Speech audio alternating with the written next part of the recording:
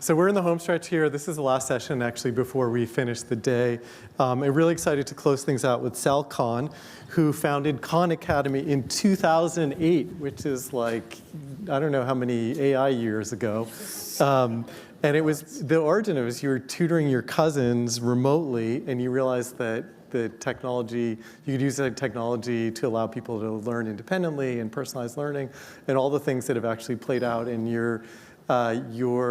you've had so many millions of young people and old people actually using your platform over the years.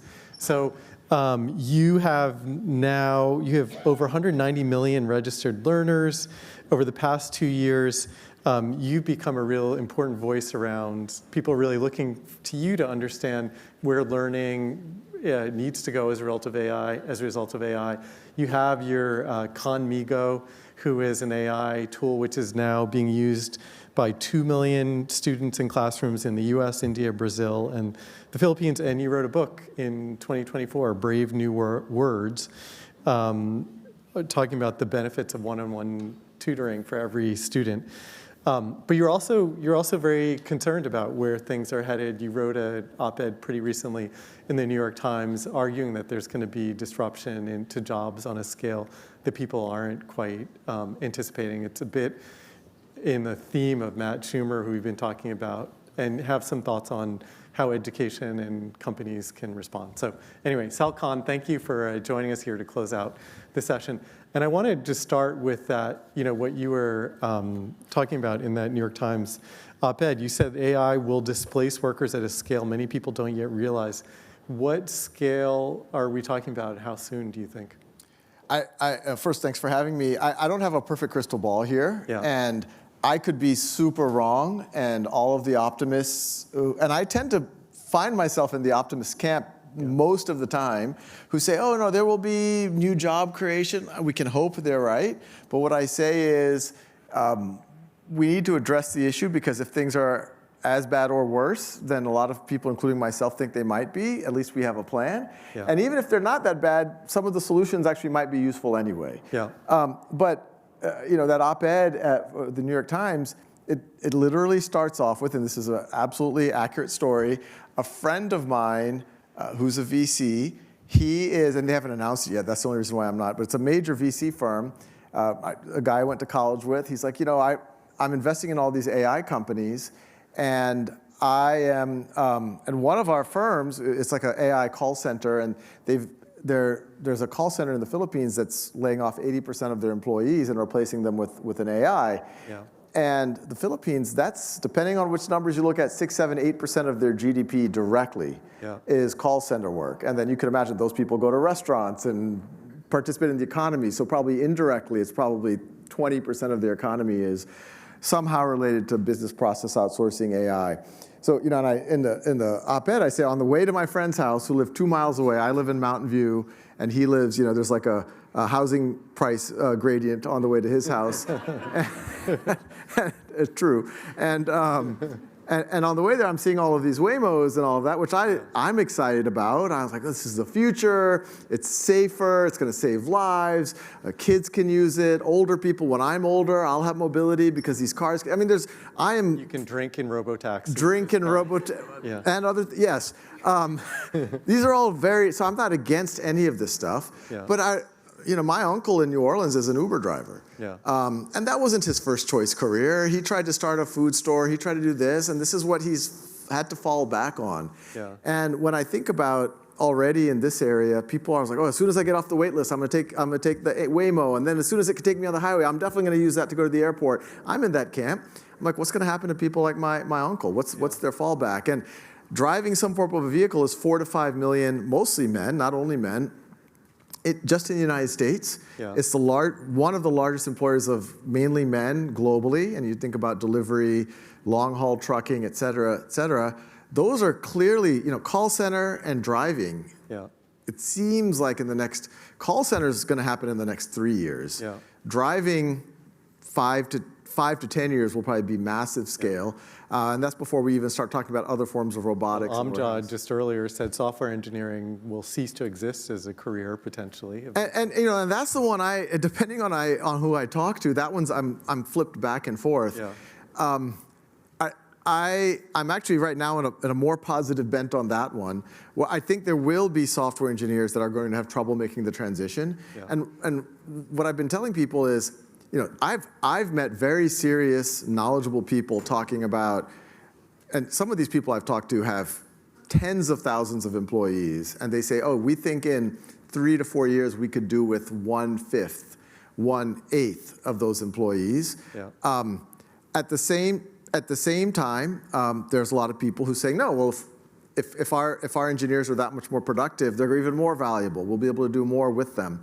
But I think there's a reality of, in almost any scenario, I think an 80%, I don't see the 80% decline scenario, but even if it's a 10, 20% decline, I don't know the exact numbers of what happened after 2001, after the bubble, but it's going to be, I think, larger than that magnitude. And it could very be this bimodal thing where the top engineers who are able to do what your last panelist just said and be hyper productive might make more money and be more desirable, but a lot of people are going to have trouble making that transition. And there's so the economic impact and the psychological impact of that all. So in your Times piece, you called for companies that benefit from automation to devote 1% of profits to training, to skilling people for the future. Are people lining up to do that? What kind of response? It was funny because when I read the comments on New York Times, yeah. Most people were saying, oh, Sal's a corporate stooge. He's only 1%. How lucky we are to get their crumbs as they, remove all of our jobs. So they wanted 10%. Yeah, and then there were a few people who I think came maybe from more Silicon Valley or more of a, pro-capitalist who were like, oh, that 1%'s huge. That's too much, and this Sal's and that. A total communist. He's a communist and this and that. Yeah. So I say, okay, I think we got it about right. We pissed off everyone. But I point out to, first of all, my friend is seriously thinking about literally doing 1% of actually the equity of his firm, which is more, in some ways, more than that. There's another Ares Capital. They've dedicated 5% of their promote, which is about 1% of the profit of the assets they manage, to not just reskilling, but to a whole series of, and Khan Academy's been a beneficiary of that. And I would make an argument that most firms, especially in the knowledge economy, are spending well over 1% of profit. I think they're spending probably more like 1 to 2% of revenue on recruiting, skilling, training. And the problem is right now it's done in these silos. And Google might do a bunch of investment and you get a Google certification and then you go to Microsoft and they could care less about that. Yeah. Or you get to round 5 of your interview at Meta and they say, oh, you're really amazing, Kevin, but you're one of 2 finalists and we're just going to take the other person, so you're back to ground. You start from scratch. Well, Meta just put a bunch of resources into you. Yeah. You just put a bunch of resources into you and them, and then it all just got wiped out. That should be some type of a signal that you could then go to Google and say, look, interview me for fit, but Meta thought I was pretty damn good. That should be portable. And that's good for everyone. They're not wasting all these resources. And Dan Schulman of Verizon, the new CEO there, they put $20 million for reskilling for employees that they were laying off, but he's trying to get other employers to do something similar, so it would be somewhat centralized. One of the questions that all these things sort of beg in a way is like, what do we train people for? What do we reskill people for? If coders, customer service, marketing, legal, accounting, all these areas actually seem like they could be, HR could be vulnerable to automation. How do you answer that question? Yeah, and look, I don't have a perfect crystal ball there, but I think the areas where there's a solid chance that there will be at least no declines and probably growth are, anything that's very human facing. Obviously, a lot of people always asking me about teaching. I was like, I think teaching is the safest job. My older sister just got a job as a teacher, as a biology teacher. I'm like, very good, AI protected job in this world. I think the teaching job is going to become more fun in AI, but you're going to need that caring individual. to connect with students, motivate them. I mean, at the most base level, there's a childcare aspect to it, but at the best level, there is you are the person motivating, engaging, and hopefully the AI takes some of the drudgery off. I think healthcare, I asked the head of the Mayo Clinic recently, when I just happened to be sitting with him at a table, I was like, oh, what's going on with radiology? That's what all the AI people ask. He's like, well, because the cost of radiology has gone down, because our radiologists are now able to see more films, we're actually doing more screenings, and we're not laying off any radiologists. We actually have some growth in those positions, and we can't get enough radiologist techs. So there's 40,000 open positions for the people who, when you went and they make sure, they operate the machine, make sure you take your, but it is actually a pretty interesting job when they started breaking it down, because we were even talking about like, how can we reskill? But that's the type of thing I could imagine someone who is a rideshare driver or trucker could find that very interesting. So I think healthcare, hospitality, teaching, I think these are childcare. I think these are areas where you're going to see growth. So I think I think the trades, even before generative AI became, like, everyone started getting afraid. I remember I spoke to the head of the main trade body for electricians. I didn't know that if you can get one of these, and they couldn't get enough students who had the algebra to get into these apprenticeships, but these apprenticeships, there's plenty of openings. Right at 18, you're making $50,000 a year day one. After 5 years, when you become fully certified, you make $130,000 a year. And I mean, it actually is a pretty interesting, like, electricians actually do use algebra in their work. So I think, what I advocate in the article is there's these things that off the cuff I can say are probably good areas, and we can start creating a clearinghouse and skilling people to those things in the most efficient way possible.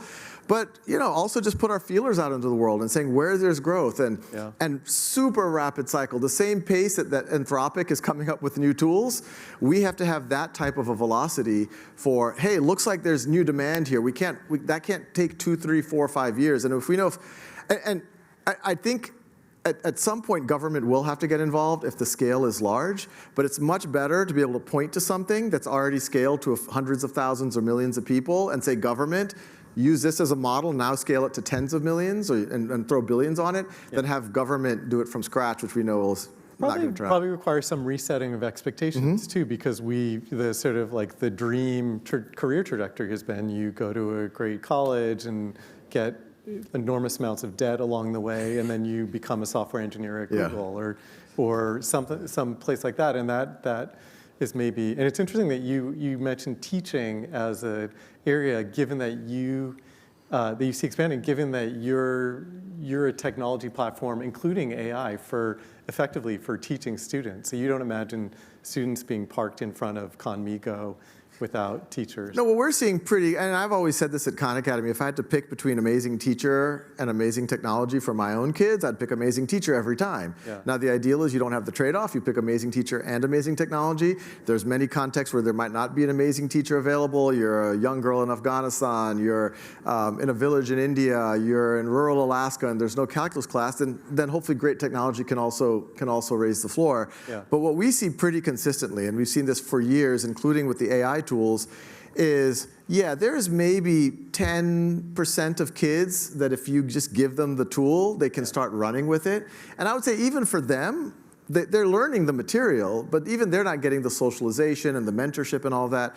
But for the other 90% of students, they really do need mentorship. They need adults to hold them accountable, to engage with them. So a lot of our energy, yes, we're trying to improve the software and the AI and that all every day, but it's also the human systems. How do we go into a district, make this something that teachers feel like they can understand, that's palatable, that they can see that this is helping their lives, not hurting it anyway? And that's where we're seeing the actual outcomes. Are there any lessons for companies that are bringing AI in from what you just talked about, that 10% of the students are naturally able to get traction with AI? Yeah, I secretly fear that I might have contributed a little bit to this. It seems like there's like 500 startups that are claiming they're going to create like new AI tutors and this and that, and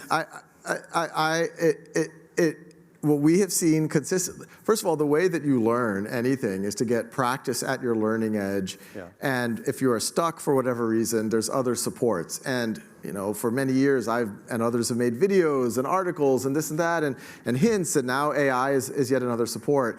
But one, I don't think AI is quite ready to be on its own, able to walk you through but even if you imagine 4 or 5 years in the future, unless it's part of some type of a community, and frankly, unless it's tied to some type of a path towards meaningful credentials and employment, you're not going to have a lot of engagement from people. One thing to the earlier part of your question about all of the debt, we've all known that higher education is broken in some ways, even before the questions about entry-level jobs, et cetera.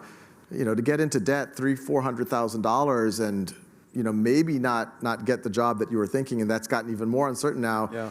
Doesn't make a lot of sense. So we are seriously exploring. I can't announce it yet. You can. But well, I can tell you what we're thinking about doing. Yeah. Is can we create a high scale aspiration? When I say aspiration, it's not something that's just like a GED, like, oh, you needed a high school diploma, but something like a higher education, college degree, that if someone's able to achieve this, you would put them in the same category as someone who graduated summa cum laude from Harvard or Stanford. Yeah. That person that you want to be and I could even imagine a lot of kids who graduate from these top universities and we're still not sure if they have the skills, they would also go do this. But if we could do something that, just imagine something that, as opposed to $400,000, costs $5,000. Yeah. And anyone who can do it gets in, so there's not all this craziness about admissions. It's like, no, if you're capable, we have as much capacity as you need, and that we connect it with opportunity. We work with employers, so they not only say, oh, this is a degree, but this is a degree. One of the reasons why a really smart kid with a 1550 on their SAT might decide to go to Harvard instead of the full ride scholarship at their state university, say, well, I want to work at McKinsey. And McKinsey recruits at Harvard, and they don't recruit at my state university. But if we can show that this degree, actually, a McKinsey, a Google, a Goldman Sachs, a Bain, whatever, they'd view this, they're actually just as inclined to hire from here. Then I think we can at least show a pathway on the higher education. And that sounds like it's more than just a theoretical idea. Yeah. Yeah. It sounds like it's more just it seems like you're working out the specifics of how that could work. Yes, this is an active project we are working on at both an undergraduate level and a graduate level, and I'm hoping in the next few months you'll hear much more details about this. Keep us updated on that. Yes. I'm going to be in a lot of trouble with the many parents in this room and online if I don't ask you this question, which is, what should my child be learning to thrive in an AI world? You have to ask Sal what you tell them. Look, I'll give my disclaimer again. I don't have a perfect crystal ball. My oldest just turned 17. He's a junior. And he was the one that 4 years ago, we were like, okay, he's the one that's going to provide for us because he loves programming. He's really into math. And I'm like, oh, he's going to become a CS major. And that for-profit route that I never took, he can do that. And he can, subsidize the rest of us. But I was talking to him recently, and he still loves. And at first I was like, oh, I don't know. But now I'm much more of no, you should do that because it's not like, 5-6 years ago, if someone wanted to be a physics major, it's not that